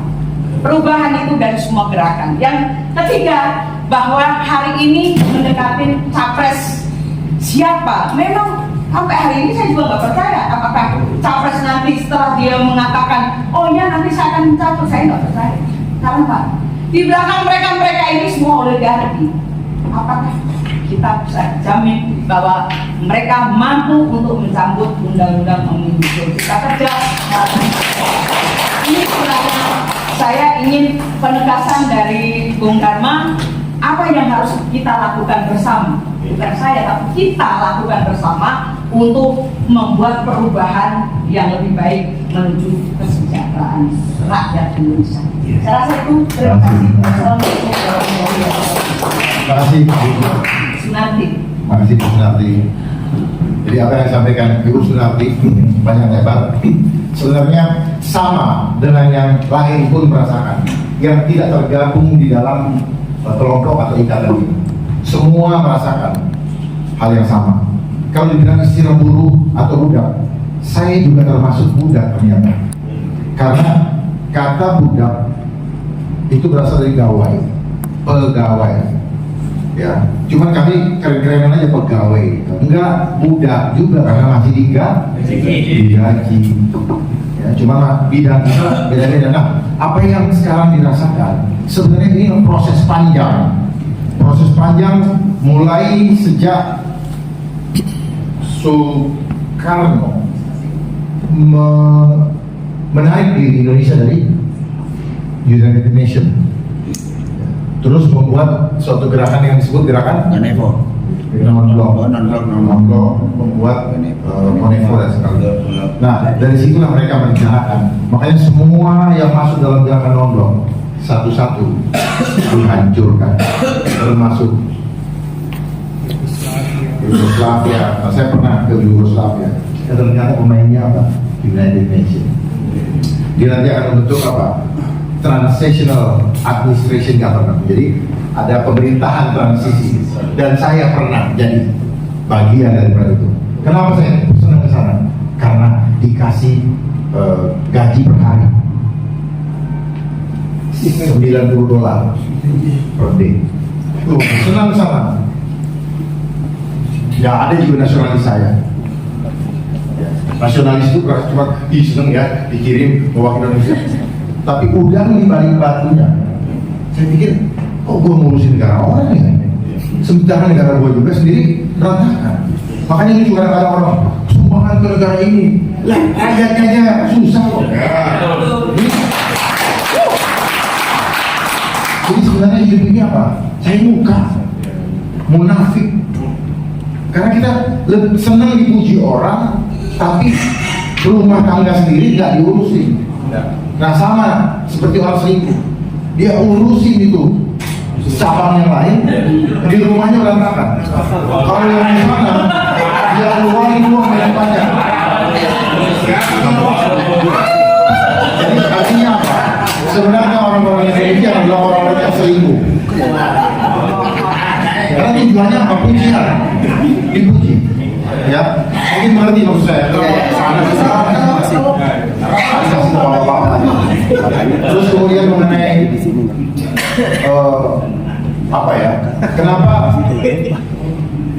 Kenapa dari dulu sampai sekarang tidak pernah kalau tidak ada gerakan? Begini, gerakan ini muncul karena ada kegelisahan. Jadi perubahan muncul dimulai dari kegelisahan, terus kemudian gerak. Orang gelisah kan bergerak. Nah, cuman saya mau tambahkan lagi, janganlah mengandalkan kekuatan sendiri. Kalau mengandalkan kekuatan sendiri, seperti yang selama ini saya lihat, maka yang ada apa? Kecewa. Ibu udah bilang kecewa, karena kita tidak ikhlas menghadapi kehidupan ini. Tapi kalau kita berjuang untuk memuliakan nama Allah, beda. Resiko kita ambil. Karena apa? Hasilnya nanti kita dapatkan. Bukan di sini nggak ada gunanya. Jangan mengharapkan pujian dari manusia, nggak ada gunanya. Membuat kita makin berdosa. Makanya dunia ini apa? Kasih artis, kasih idola. Ternyata itu adalah menyembah berhala. Orang begitu, nangis-nangis, Justin Bieber dan sebagainya. Ternyata kita sedang menyembah, bukan menyembah siapa yang cipta ini. Nah, sama juga dengan sekarang. Oh, kita takut sekali. Kita diuji makan. Dia bikin kita takut sama makan supaya iman kita jatuh. Jadi harus kita lihat di situ. Akarnya di mana? Akarnya perbaiki sistem, rubah sistem. Jangan pakai sistem kapitalis. Kalau sistem kapitalis ya seperti itu. Nah, itulah sistem ekonomi yang diajarkan oleh Adam Smith. Konsep kapitalis. Orang tidak produktif, buang. Gitu. Makanya kesehatan juga bicara apa? Memastikan produktivitas manusia sebagai apa? Makhluk sosial atau makhluk ekonomi. Gila kan? Beda. Tuhan tidak. Kehidupan kita itu gratis dari Tuhan. Bayangkan, Tuhan sudah siapkan alam ini untuk kita kuasai dan kita kelola untuk menjaga ciptaannya. Bukan dirusak seperti selama ini. Dengan adanya industri lah apa segala macam, dia rusak semua. Gimana nggak rusak alam ini? Gimana nggak akan terjadi longsor, banjir dan sebagainya? Jadi alam ini tidak pernah Tuhan yang hancurkan. Makanya Tuhan membuat perjanjian pelangi. Kenapa ada pelangi? Dengan Nabi Nuh. Tuhan bilang begini, aku tidak akan pernah menghancurkan bumi ini lagi, walaupun manusia berbuat jahat. Artinya apa? Kejadian gempa bumi dan bencana alam siapa yang bikin? Manusia yang bertadi jahat. Dengan memanfaatkan teknologi. Makanya apa? Gempa bumi bilang apa? Gempa tektonik, teknologi elektronik. Tapi karena pelajaran di sekolah kita udah lihat, oh begini ada patahan bumi, kita pikir itu benar. Bukan, kita di dokter supaya begitu kejadian itu. Nah lo, oh kayak gini nih. Terus kita bayar ke sekolah. Yang ngajarin kita yang enggak. Terus yang ngajarinnya juga kagak ngerti yang diajarin bener enggak. Buat apa? Saya tidak menafikan kita perlu pendidikan. Tadi pendidikan yang mengenal kehidupan untuk mengenal Allah. Bukan pendidikan yang mengajarkan kita untuk jadi koruptor. Makanya jadi koruptor semua. Perhatikan itu. Jadi apa yang ibu rasakan akibat daripada sistem menciptakan manusia-manusia monster yang selalu bagus. Karena sistem sekolah ngapain diadu sehingga melihat manusia lain menjadi musuh. Karena konsep yang dibangun adalah konsep homo homini lupus. Manusia menjadi serigala, itu yang diciptakan. Makanya kenapa dia selalu muncul dengan serigala, ada darahnya di situ. Karena dia makan, dia hisap darah itu. Makanya dia bangun konsep Dracula. Sadari itu. Jadi kita setengah mati apa segala macam gini-gini. Sistem yang bikin. Jadi akarnya mana? Berubah sistemnya. Itu. Dan saya siap untuk berubah sistem itu. Saya siap memberikan pemikiran saya untuk berubah sistem. Karena saya tahu akarnya. Nah, saat ini akar persoalan bangsa yang paling mendasar, yang paling utama harus kita segera selesaikan adalah apa? Selesaikan hutang negara. Berapa? 7.000 triliun. Kecil. Kecil asal kita tahu caranya. Paham ya? Kalau nggak tahu pasti bingung. Masuk logika. Jangan tanya sama orang-orang ekonomi yang belajar di bangku sekolah, nggak akan ngerti. Karena dia tidak pernah diajar bagaimana menyelesaikan hutang. Tapi bagaimana Bapak Ibu selalu berhutang. Makanya dibuka kredit. Caranya untuk izin kita kredit apa? Rayu dia dengan apa? Barang ini bagus. Makanya dia cuma 10.000 kok. Syarat kerja. Ya kita, mereka jahat, kita ini nunggu. Iya. Begitu. Dia mau jahat kalau kita nggak nunggu, nggak bakal. Saya mau Bapak tanya terus Pak, biar saya bongkar semua Bapak punya pemahaman yang selama ini terkunci oleh apa? Textbook. Orang-orang yang textbook begitu dikasih kayak gini, mind blowing, gak masuk akal gue. Iya kan? Akal lu gak nyampe. Akal lu diisi dengan kemampuan yang hanya segitu. Iya. Seringkali orang mau cocokologi halu, lu yang gak ngerti. Betul. Jangan bangga dengan sekolah. Saya juga pernah sekolah. Tapi setelah itu baru saya sadar, saya sekarang nyampein. Ada orang yang nyampein. Kan kalau Bapak nggak sekolah nggak jadi bintang 3. Setelah saya ngerti, sekarang saya nggak peduli lagi dengan pangkat jabatan saya. Saya harus sekolah. Kenapa? Kita dibodohi oleh sistem. Dan orang yang menuding saya, orang yang masih tidak paham akar masalahnya. Kalau dia sudah paham, dia tahu bahwa akar hidup dia ada Tuhan, maka dia akan takut dengan apapun juga. Dan saya nyatakan saya tidak takut dengan apapun juga. Salam Pancasila. Saya hanya takut dengan Allah. Mati itulah kapan-kapan tidak pernah kita tahu. Itu bukan hitungan matematika, tetapi manusia jahat ini ingin menghitung kehidupan kita dengan cara matematika.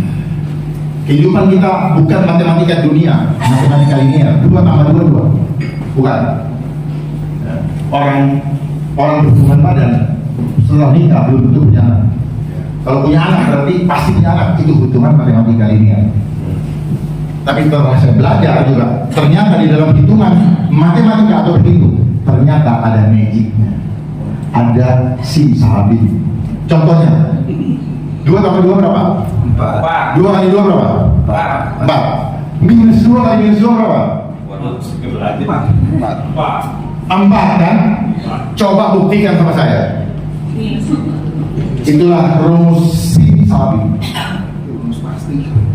Ya, ilmu pasti itu ilmu mati. Yang benar itulah ilmu sosial. Kenapa? Kita adalah homo imagone, kita adalah citra Allah. Kita harus berkembang kepada homo homini socius. Tetapi dunia ini konsepnya mungkin kita berkembang kepada homo homini lupus. Setelah itu apa? Homo teknologi. Dan kita akan dicap dengan mark of the beast, digitalisasi, tanda bilangan. Makanya kemana-mana sekarang punya carries, gak punya hidup, gak bisa hidup. Dia mau bikin itu, semua hidup kita dikontrol, bukan dikontrol Tuhan. Dan ini buat kami, ini adalah lambangnya Antichrist, lambangnya Al-Masih Ad-Dajjal. Artinya apa? Saya sudah mengambil posisi menjadi kelompoknya Dajjal. Kalau kita memilih, atau yang lain-lain. Saat ini kita disuruh di sini atau di sini. Saya mengambil posisi di sini. Saya nggak mau ambil di sini. Kenapa? Azabnya udah jelas. Jangan main. Hidup ini adalah pilihan. Kita pilih itu Allah atau senang-senang sesaat ini tapi lewat juga. Saya pilih yang satu. Karena saya datang dari dia. Saya hidup bukan dari sistem dunia. Saya hidup dari sistem surga. Sistemnya Allah. Makanya saya bisa bernafas. Tidak ada yang kasih saya nafas. Bapak Ibu sekalian yang sini pun tidak bisa memberi saya nafas. Banyak kita diajar berdoa tapi tidak ngerti berdoa yang sebenarnya gimana. Berdoa cuma komat kami tadi tapi nggak jelas. Internetnya terhubung. Makanya kalau berjuang, mari kita berjuang bersama berjuang. Dengan cara apa? Libatkan Allah. Tanpa libatkan Allah, omong kosong. Karena yang perang bukan kita punya kekuatan terbatas. Ya, mereka punya semuanya, tetapi dengan Allah yang tidak mungkin jadi mungkin. Musa tidak bisa melewati. Tidak mampu melewati itu dan tidak ada hitungan matematikanya. Sampai sekarang tidak bisa orang akademis, naskah akademik menguraikan kenapa Musa bisa belah lautnya Merah. Itulah iman, karena Allah sendiri yang belah. Paham ya? Selama ini kita kalau nggak gini nggak bisa, enggak, bersama Allah kita bisa. Amin. Amin. Apalagi? Lanjut yang kedua. Ya, lanjut yang kedua. Silakan. Bismillahirrahmanirrahim. Assalamualaikum warahmatullahi wabarakatuh. Waalaikumsalam. Tadi pertanyaannya, baik, perkenalkan nama saya Edi dari Aspek Indonesia.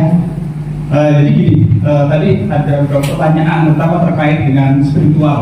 Perjuangan hari ini adalah perjuangan yang sudah dimulai dari A sampai Z lah ya, dan puncaknya adalah tanggal 10 kemarin.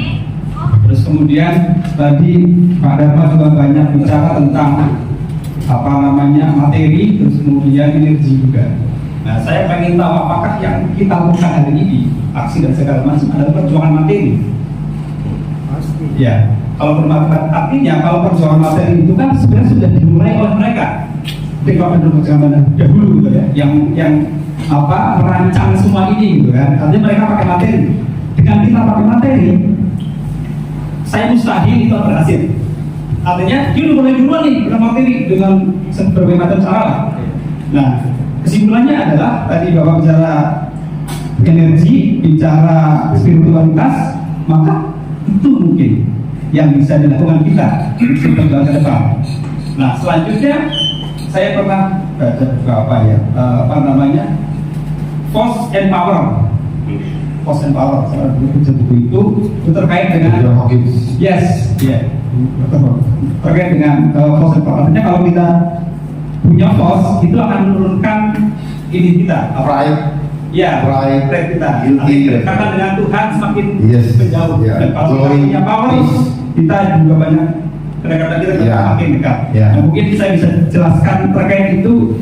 Saya kurang paham, tapi sedikit saja. Silakan. Terima kasih.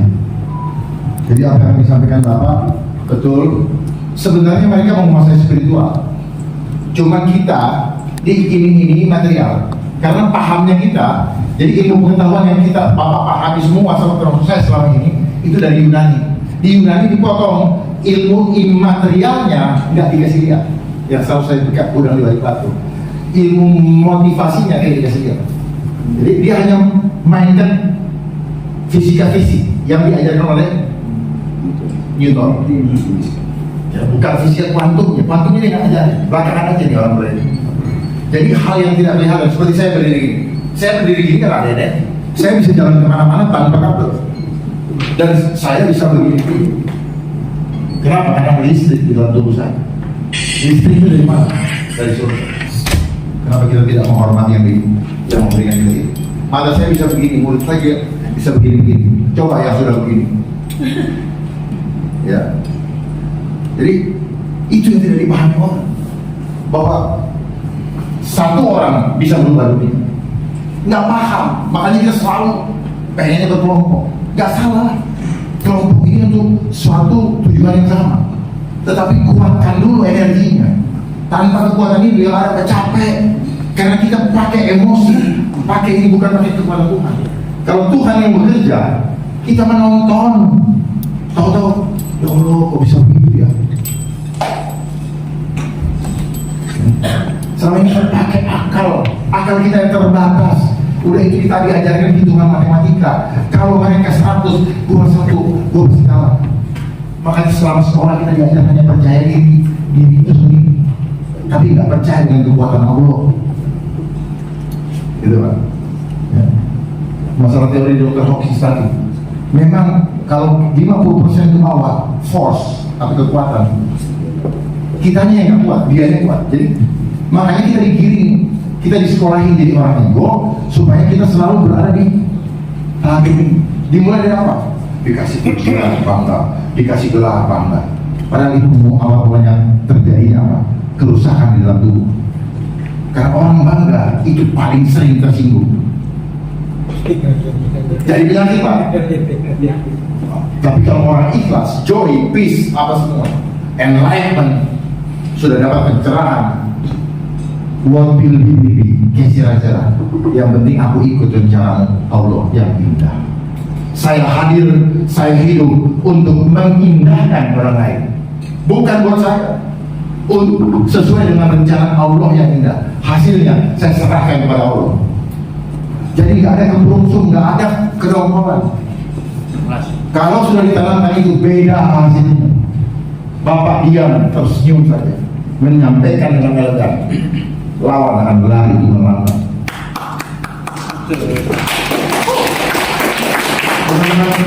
Kita memang menjadi marah. Itu permainan iblis supaya kita terpancing. Coba mulai pikirkan bagaimana ya supaya tenaga sedikit, efektif, efisien, tapi hasilnya libatkan Allah. Nah, persoalannya kita sudah tidak, kalau mau libatin Allah bisa lah ya. Nggak yakin. Nggak yakin. Kenapa? Karena keyakinan kita dihancurkan dengan konsep material, data empirik. Makanya kenapa bajingan penjahat-penjahat itu, bajingan-bajingan di dalam kehidupan kita, ya selalu lihat di depan. Karena apa? Kalau belum terjadi, dia lihat di mana datanya. Bohong lu, mana buktinya? Dia selalu tunggu ada korban. Begitu ada korban, begitu ada, ya benar juga ya kata dia. Ya udah lari lagi ke depan. Makanya kenapa penyesalan selalu datang di belakang? Karena kita nggak dulu dengan yang ahli, nggak ahli data, bukti, jurnal. Selalu bicara data itu sejarah masa lalu. Kita adu-adu di sini sengaja biar kita lari. Hebat nggak ya konsepnya? Sadar nggak kita selama ini? Diadu-adu terus kita. Kalau saya bilang nanti di depan ada kami ini, orang bilang mana buktinya? Tunggu kejadian dulu. Lah kalau zamannya sama seperti zamannya ya. Banjir dulu. Tunggu banjir dulu. Tidak lu nggak sempet nuntut mana datanya, mana buktinya, lu yang jadi data. Sapa nggak? Ya. Iman itu realistis, walaupun dia bikin bahtera di atas bukit. Karena orang percaya sama Allah, dia akan tetap setia dan pegang teguh janji Allah. Bukan seperti yang selama ini. Udah percaya sama Allah, ya benar nggak ya? Benar nggak ya? Nanti kalau gini akhirnya apa? Datang ini, tolongin dong, gini. Udah. Akhirnya ya sama. Begitu tidak berhasil kita ngomongnya menyalahin Allah lagi. Allah belum mengenal. Padahal kita tidak tahu seperti apa yang Allah inginkan kita lakukan dalam hidup. Kalau kita ikuti rencananya Allah, gak akan pernah terjadi kekecewaan. Itu yang dibilang apa? Inna lillahi wa inna ilaihi. Ikhlas terima, ikhlas kita melepas. Sanggupkah kita melaksanakan itu sekarang? Kalau sanggup, insya Allah kuasa Allah yang akan bekerja di dalam kehidupan kita dalam waktu yang tidak akan lama lagi. Ada lagi yang lain? Lanjut yang ketiga, terakhir. Enggak Pak, waktu kita soalnya nanti bisa lanjut di topik. Waktunya memang sangat dekat. Jadi pada ruang Kompekum saya Pak Sohotman ya bahwa kita tidak jauh beda tempat mungkin di satu tempat. Saya tertarik dengan pernyataan Bapak bahwa pada kuncinya kita mesti kembali pada nilai religius dalam kehidupan. Sebetulnya bangsa kita sudah banyak belajar lebih, tapi kita kadang lupa. Dari konsep penabian yang kita dapat pelajaran dalam keyakinan religi kita masing-masing itu sudah kita dapat pelajaran. Dari kehidupan bermasyarakat di Indonesia kita juga sudah memperoleh pelajaran. Tahun 45 bangsa ini merdeka tanpa modal satupun. Orang ikut berjuang, tidak ada yang dibayar, tidak ada yang digaji, mampu membangun organisasi juga tidak dibayar. Sampai memperoleh kemerdekaan sebab penyerahan kedaulatan dari pemerintah Belanda tahun 49. Itu semua bentuk nyata bahwa keikhlasan adalah kunci dalam perjuangan. Undang-undang sudah mengajarkan kita banyak hal yang positif dalam undang-undang. Tapi kemudian pertanyaan, semua produk undang-undang kita itu selalu mencantumkan Undang-Undang Dasar 45 walaupun isinya bertentangan dengan Undang-Undang Dasar 45. Dan yang lucunya semua ikut mengamini bahwa itu benar sama dengan Undang-Undang Dasar 45. Dan yang mengoreksi justru dianggap bahwa itu tidak mengerti tentang Undang-Undang Dasar 45. Nah benar, jadi posisi kita sudah kalau dibilang orang terbalik-balik, ini kondisinya seperti begitu sekarang. Jadi pada dasarnya saya sangat konsen melihat bahwa apakah kita ini masih punya sistem hukum yang jelas untuk ke depan itu menjadi tanda tanya yang besar. Kalau bilang perbaikan sistem, saya rasa sudah selalu menjadi ikon kampanye pemerintah yang akan naik ingin memperbaiki sistem. Tapi begitu masuk pada pemerintahan, sistem itu juga nggak pernah disentuh-sentuh lagi. Jadi memang ada invisible hand, tangan kekuatan di luar itu yang mengatur ini semua, sehingga kita sangat tergantung pada kekuatan itu yang hanya bisa dicapai pada slogan-slogan. Jadi kayak ngomong kasarnya, kita mencari kepuasan itu aja. Dalam bahasa joroknya mungkin kita, ya mohon maaf kalau saya sebutkan, kita sampai beronang dalam posisi beronang, tapi tidak memberikan hasil kepuasan sesaat yang kembali lagi akan dituntut mencari kepuasan lagi. Jadi pengorbanan yang tidak ada manfaatnya, yang menghasilkan juga tidak ada manfaatnya.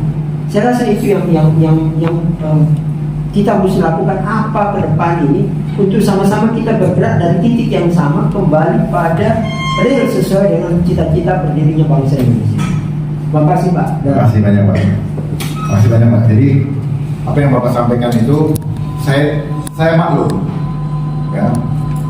Kita sudah diajar mengenai religius, tapi teori prakteknya hanya dalam mind, gak dilatih tubuhnya untuk mampu melaksanakan itu. Jadi religius sama spiritual kelihatan beda-beda tipis Pak. Dia religius cuma dalam konsep pergi sholat dan menghimbauan orang, tapi apakah dia terhubung betul dengan Tuhan? Apakah dia dapat kekuatan dari Tuhan? Tidak. Makanya takut kuncinya orang beriman itu tidak tahu. Kalau selama masih ada takut sedikit, tanya iman gue bener gak ya? Pergi sholat, pergi berdoa, tapi pulang masih takut. Itu namanya ritual fisik. Religius Pak, di mata manusia. Ya. Saya kenapa? I've been there. Saya juga pernah seperti itu. Kelihatannya religius, tapi hati saya gelisah, gentar, dan sebagainya. Masa depan menjadi gelap. Karena cuma dalam konsep main aja, tidak mengenal soulnya, nggak ketemu dengan akarnya. Mind, body, mind and soul. Bodinya enggak. Bagaimana mau religius cuma dalam konsep? Ada orang jatuh bodoh amat, capek gue ngangkat dia. Ada orang susah, iya religius, tahu harus nolong, tapi enggak. Jadi harus dilatih. Sama seperti mereka melatih kita menggunakan masker terus-terusan, itu dia latih menjadi kebiasaan.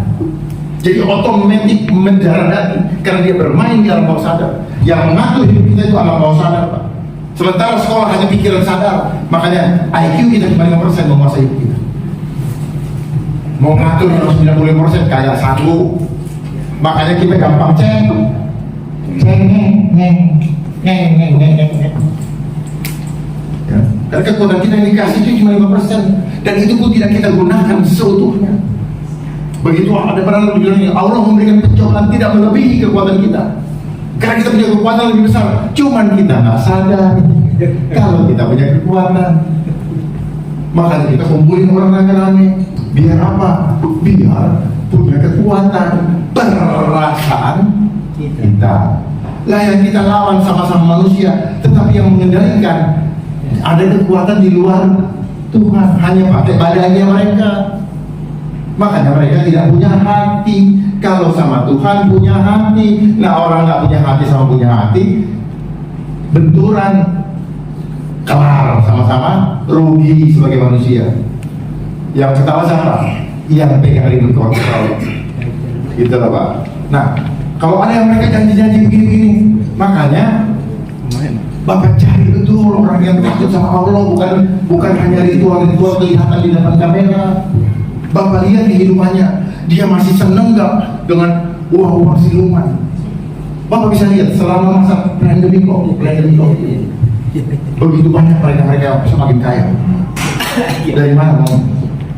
Gimana kita sudah sulit bekerja? Ya, WFH dibatasin, orang berusaha di restoran di sini kali, emang harus punya mata. Orang luar negeri pulang, kalau punya uang masuk bintang 5, nggak punya uang wisma. Punya jabatan boleh pulang ke rumah. Udah kayak orang yang 14. Kenapa? semua sekarang menjadi bisnis. Lalu di situ dibuka. Jadi korupsi itu sistem membuka peluang orang untuk ngakal-ngakalin keadaan. Apakah itu terjadi begitu? Enggak sengaja, Pak.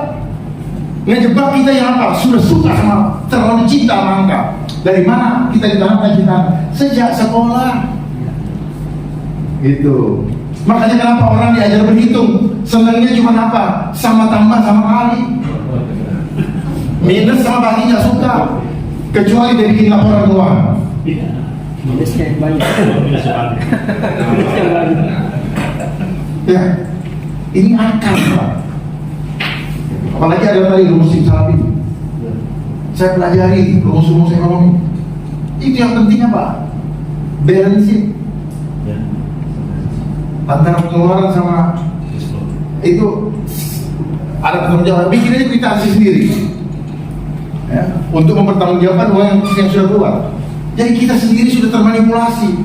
Jadi jangan kaget kalau mereka cuma dapat peluang untuk makanya banyak yang aji mumpung. Begitu naik daripada besok mungkin mereka juga pernah mengalami seperti kita. Sehingga, naik, otaknya cuma apa? Begitu gue naik, gue bikin begini 5 tahun lumayan, 10 tahun lumayan. Udah, besok kualitas lagi yang udah lawar-lawar. Mungkin begitu ya. Selesai. Ya kan dahulu manusianya produknya sama. Lewat apa? Inger base, outer base. Masuknya lewat proses sampah. Hasilnya mulai sampah juga. Bapak lihat banyak sekali orang yang pakai baju oranye. Itu yang ditangkap, yang nggak ditangkap banyak sekali. Dan hampir semua orang-orang yang mengelola anggaran negara itu makan anggaran itu. Kuncinya di mana? Langit hanya ada di BPK. Ada di sana. Dan dia juga menilai, kalau kau tidak habisin, saya nilai kau jelek. Akhirnya ngarang-ngarang lagi kegiatan. Jadi sistem juga, Pak. Jadi kalau tahu akarnya, saya bisa uraikannya. Jadi jangan kita bengong-bengong begini, tapi kita nggak tahu akarnya di mana. Dan Bapak tanya, BPK dapat dari mana? Ini dapat dari mana? Kok kenapa? Menkyu Gubernur Indonesia punya siapa? Kenapa mereka ini? Kenapa? Udah. Makanya harus ditata ulang. Bukan diperbaiki saja. Bahasa saya perbaiki, itu yang bahasa yang dihaluskan. Karena kalau dirubah total, banyak sekali orang yang marah karena kamu dia. Itulah namanya orang sudah edik, sudah ketagihan. Lu kurangin dia punya dosis. Sakau. Jadi sama aja, Pak. Mereka itu sekarang sedang mabok kekuasaan, mabok uang. Nah, harus ada antara dipanggil Tuhan cepat atau apa? Atau Tuhan ganti kehidupan mereka. Dipanggil Tuhan atau Tuhan geser. Nah, kayak gitu. Jadi kekuatan Tuhan lagi semua. Jangan andalkan kekuatan kita. Jadi kalau mereka begitu-begitu, makanya kayak orang berkomitmen, janji itu adalah kayak orang kawin. Makanya lihat dari kehidupannya, lihat track record. Kalau dia makan uang-uang penderitaan dari rakyat, jangan, ya, jangan tolong kita untuk mendukung atau mendoakan sekali juga. Percuma doa-doa yang mubazir. Mencuri sendiri. Ya. Mencuri sendiri. Gitu. Jadi betul-betul itu. Kenapa? Ini menentukan nasib. Sementara yang kita lihat, jangan sampai kita boneka lagi. Karena boneka kelihatan aja di depan, tapi yang pegang di sini kayak itu loh. Dulu waktu kecil ada monyet itu ya. kodok juga ada di sini. Nah, jangan sampai seperti itu. Tapi kalau kita lihat akan seperti itu. Kalau kita lihat. Baik, satu saya kasih teman terakhir. Hari itu saya serius soalnya tadi. Terakhir ya.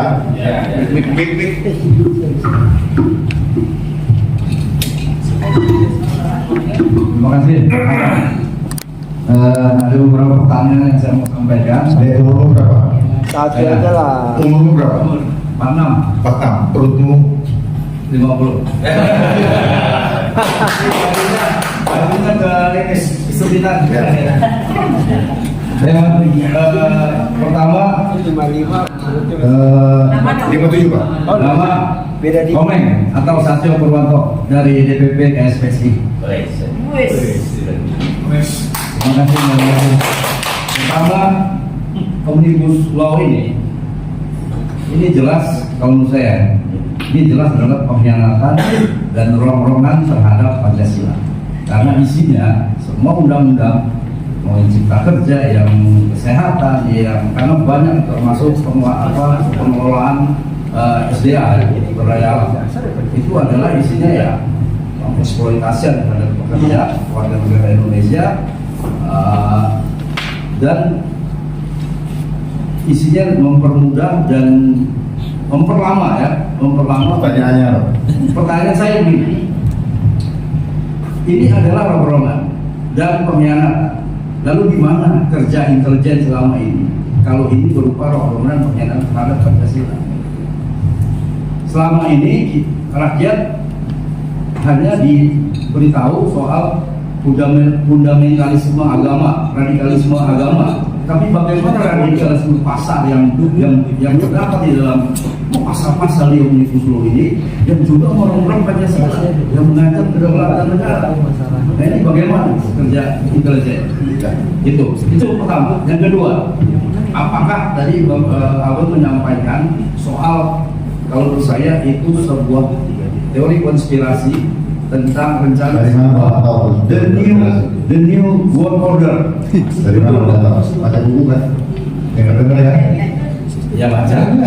Jadi ilmu kita itu ilmu dengar apa kata orang. Jika orang bilang teori konspirasi, padahal fakta.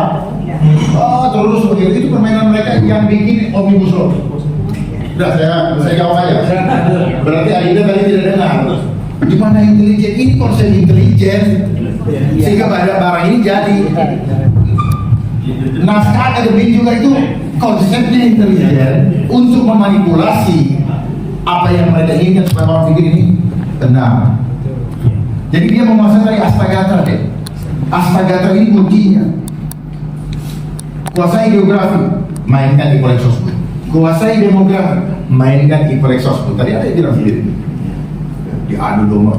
Kuasai demografi, kekayaan alam, mainkan di sosbud. Jadi nggak pernah ada kedamaian. Hak asasi manusia juga gitu. Hak asasi berhak begini-begini udah. Biar kita ikutin satu, sistem dia jalan terus. Sekarang dia sudah masuk pada tahap depopulasi atau kontrol populasi total. Ini lagi keinginan. Coba cek LSM itu produknya mereka, NGO. Ya, nanti ribut lagi. Wah, dananya dari mana? Padahal sama-sama tahu. Gitu loh. Terus muncul badan-badan dan komisi-komisi, makin banyak utang negara. Apa mereka kerja? terima komisi. Lembaga yang sudah ada, yang struktural, udah itu aja dimatangkan. Kalau ngomong ini enggak, emang sengaja mereka tuh yang dari sono yang memainkan dunia ini. Dia kasih gelontorkan duit sebanyak-banyaknya untuk menguruskan dia punya agenda. Lu boleh cawe-cawe, yang sedang berkuasa belum cawe-cawe. Dibiarkan cawe-cawe. Tapi harus pinter-pinter nutupinnya. Kalau tak ketangkep, tanggung jawab sendiri. Lalu dia siapkan KPK. Jadi makanya sistem ini menjebak. Dulu ada namanya rahasia bank, sekarang udah hilang dengan adanya PPTK. Hilang dengan sendirinya, nggak ada pengumuman hari ini kita tidak ada lagi rahasia bank, nggak ada. Hilang dengan sendirinya. Jadi kayak terignore, tertampias dengan adanya aturan baru dan seterusnya. Terus dulu ada hak asasi manusia, dengan undang-undang ini hilang total. Jadi kalau ada bilang ini kejahatan, apa ini kalau pengkhianatan? Bukan, dan tadi saya bilang ini undang-undang kejahatan kemanusiaan. Gak usah lagi bilang mengkhianati, enggak. Negara kita sudah tidak merdeka, alam kita sudah tidak merdeka. Sekarang tubuh kita yang mereka mau kuasai. Orang suami istri aja mau berhubungan badan, istrinya nggak mau atau suaminya nggak mau masuk KDRT. Nah ini tubuh kita loh, ini tubuh kita. Jadi saya lebih concern kepada bukan saja itu cipta kerja, tapi omnibus law itu apa kesehatan ini selesai habis bis. Makanya kenapa dibilang bis plus habis beneran. Karena Omni ini semua dia naikin ke bus, di bawah diangkut supaya masuk neraka. Bukan memang beneran bilang. Karena ini konsep Dajjal. Lu jangan percaya sama orang lagi. Lu ikut dengan sistem kita. Lu ikut, tetap aja lu nggak selamat. Karena yang dibutuhkan adalah sikap hati yang tidak lagi setia sama Allah. Beneran. Karena orang takut gak makan, ya udah deh.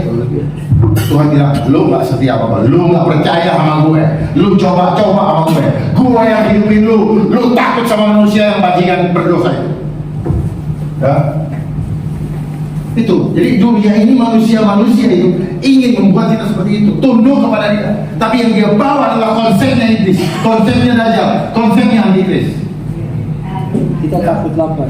Kenapa? Kita jadi takut lapar, takut kurang. Karena dari sekolah didoktrin takut gak keren, takut apa kata orang, takut apa bla bla bla bla bla, takut gak naik kelas, selalu salah. Kenapa? Yang benar cuma satu, nilainya pakai kunci, dikasihnya kunci cuma satu. Nah si guru juga kagak ngerti, dia pegang buku kunci. Jadi ini namanya orang buta menuntut orang buta. Tadi Bapak bilang, oh dia kan sudah melihat. Iya, yang mendengar tidak mendengar, yang melihat tidak melihat. Dia sudah melihat, tapi dia tidak bisa melihat. Matanya kosong. Dia mendengar, tetapi dia nggak nangkep. Robot itu. Allah tuh berikan kita pada itu. Nah, kita yang waras, kita yang memahami kebenaran itu karunia dari Allah. Tidak semua orang dikasih. Hanya orang-orang yang betul-betul setia dan sungguh-sungguh mau memuliakan dia, itu yang akan diberikan oleh. Makanya dibilang kalau masuk surga apa? Bagikan rambut dibelah 7. Hampir tidak mungkin.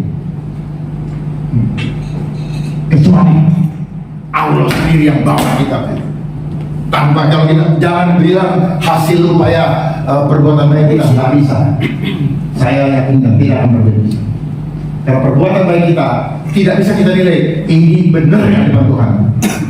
Karena kita membangun konsep perbuatan baik itu menurut apa? Menurut ria. Kalau dilihat orang, kalau dilihat orang, malas lah. Betul? Itu. Jadi mana hidup? Di depan baik, di belakang juga baik. Nah, tetapi konsep akademis data empirik di depan baik, di belakang bodoh amat. Makanya kita tercipta menjadi orang munafik. Yang penting kelihatan. Kalau tidak ada CCTV boleh kita ngomong. Iya kan? Sekarang sudah ada CCTV, masuk hotel, ketahuan seorang lain, begitu gini. Iya, maaf hilap pada rencana. Tapi kita udah kasih tahu jangan ini kan. Makanya antara yang baik itu perlu berantem. Cuma hati nurani tertutup, udah. Ntar ada pemangke, nikmati dulu. Ya, kalau kita punya bangsa Indonesia adalah bangsa spiritual, insan nusantara, makhluk mandiri, anta menuju dan rasa pencipta. Jadi jangan takut kita berjalan dalam kebenaran Allah sendiri, karena yang akan menjaga kita bukan kelompok manusia ini, bukan kelompok mana, tapi dia akan jaga kita. Kita berkelompok, begitu tidak sama kepentingannya, duit kagak dapat kabur. Jangan ngarepin itu. Tetapi kalau satu orang menyatukan dirinya semangat di dalam takut akan Allah, maka itu menjadi kekuatan yang dahsyat, yang luar biasa. Karena kita tidak akan pernah menggadaikan harga diri kita, terutama iman ini. Selama ini kan kita gadaikan. Orang-orang itu kan nggak gadaikan imannya, nggak kelihatan. Cuma ini aja gaya-gaya aja. Lihat kedalaman hatinya, lihat wajahnya, lihat matanya. Ada kejujuran atau tidak?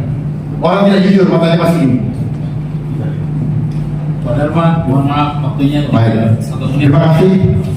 Pak Andi dan juga mohon maaf kalau ada kata-kata yang kurang. Yang saya sampaikan tadi, saya keluar dari hati nurani, tidak lain dan tidak kurang untuk memberikan Bapak motivasi atau semangat supaya hanya takut kepada Allah yang menghapuskan dosa kita.